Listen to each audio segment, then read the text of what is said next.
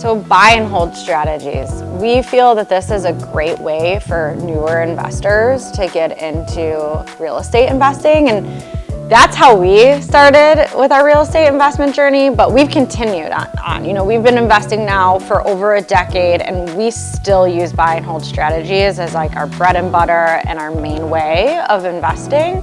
However, it was a great way to start with as well. Yeah, I mean, looking at in our early 20s when we knew we wanted to get into real estate investing, I mean, our main goals were to buy real estate with as little money down as possible so we can keep our money at doing other things, and essentially acquire an asset that's going to give us all the benefits of long-term buy and hold, which is that appreciation, the cash flow, the depreciation, all the tax benefits that come with it. Those were our goals, and that's why we chose that buy and hold strategy. Right, and I would say too, like what a lot of people don't know is when they think that they're buying an investment property, they're thinking that they have to put at least 20 to 25% down, and some people will say, hey, I don't have that type of cash at the moment to put, 25% down. And this is a way to get in with that low down payment. So there are, loans out there where you can put as little as 3% down and purchase a property. I mean, that's pretty amazing. That 3%, to accumulate a property, and that eventually becomes an investment property for you is a great way to get in when you don't have necessarily a lot of funds to put it into it. Yeah, and really there's a couple different strategies, right? A lot of folks have heard of the house hacking strategy, which honestly, these are one of my favorite strategies to implement.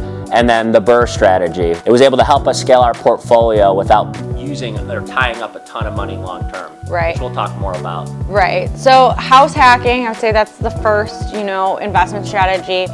It's become a lot more popular over the years. You hear about it a lot more. There's different ways to house hack. So I would say one of the first ways of house hacking is really where you just buy a single property for yourself. So what I'm saying is like a single family home, a condo, a townhome, right? So one single unit essentially, and it has multiple rooms in it. So you'll buy, a property with 2, 3, 4 bedrooms, and then your goal is you will be living in that property. So that's what gives you the ability to put down a low down payment, is the fact that you're making this property your primary residence. That's why you're able to put down less than 20%. And then when you purchase this property, you live in it, and then you get a couple roommates. So you have 3 bedrooms in there, you get 2 roommates, you charge them whatever the market rent is. You can decide what works best is, you maybe charge a market rate, which may be a higher rate, or you split it up into thirds, right? And they're paying 2/3 of whatever your mortgage is.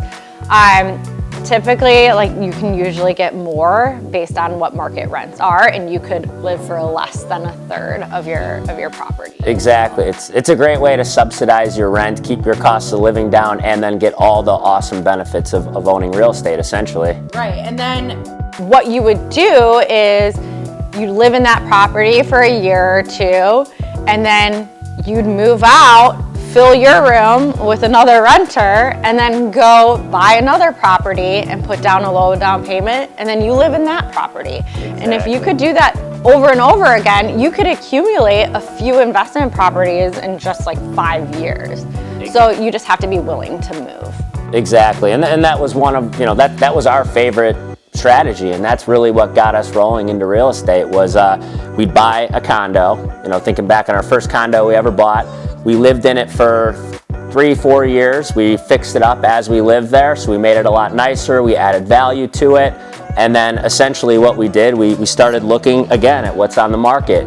We found another larger condo, and we decided to rent out the first condo we bought a larger condo, moved into a new area.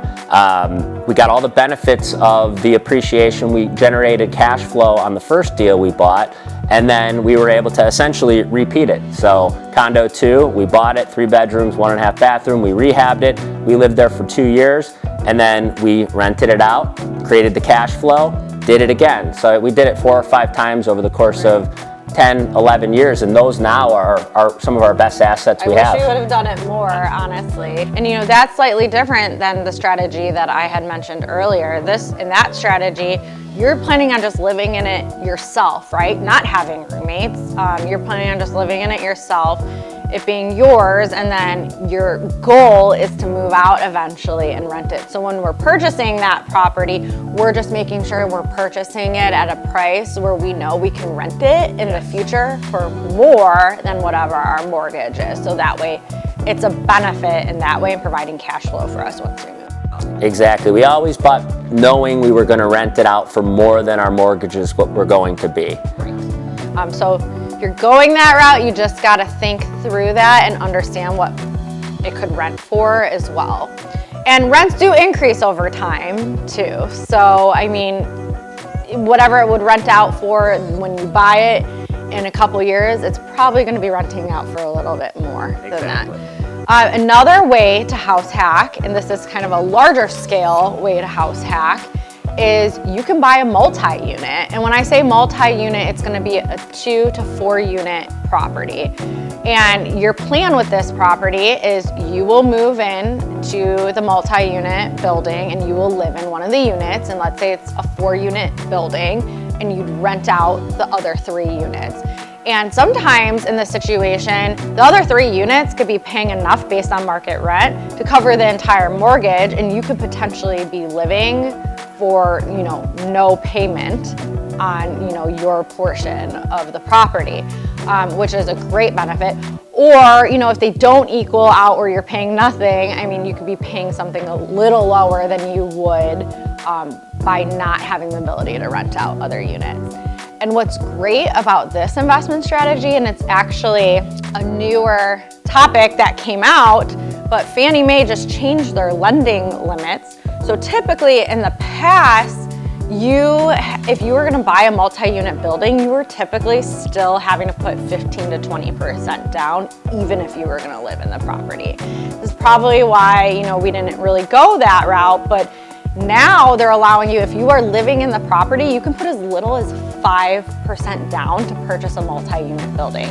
That is huge. I mean, if that was around when we started our investment journey, I mean, we would have done this, over the years, and probably like every year or two, bought a multi-unit building because we would live in it, right? Then we'd move out, rent the unit that we lived in, and then just do it all over again. Yeah, absolutely. Imagine how many units you can accumulate if you bought a multi-unit at 5% down, rented it out, created cash flow, moved into another 2 to 4 unit, and did it over and over and over again. So hands down, that would be the strategy I would implement if we went back 10, 12 years. Right, because in 5 years, like essentially you could have, 16 properties. Yep. So that's another way of looking at house hacking on an even larger scale.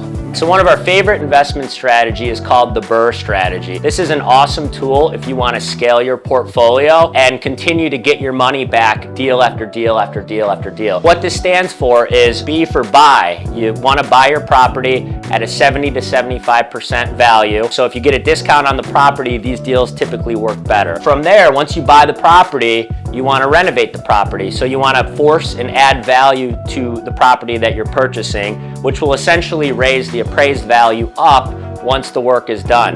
You'll then rent the property out. The idea behind this is you're adding value, you're making the kitchens nicer, the bathrooms nicer, putting in vinyl plank floor, whatever you do, you're adding value to the property, which will essentially allow you to get higher rents and get better tenants in there. From there, you'll be able to refinance the deal. So once the work is done, you'll essentially be able to go back to the bank, get a new appraisal, and refinance it. And ultimately, this will allow you to pull out the cash that you put in for acquisition and maintenance and rehab, and you'll be able to essentially go from there to repeating the deal and doing it over and over and over again. Laura and I have done this, 10, 15 times over the years, and it's been an awesome strategy for us that's really been able to help us build our portfolio without having to tie a bunch of money into a deal. So just a quick example of what this looks like.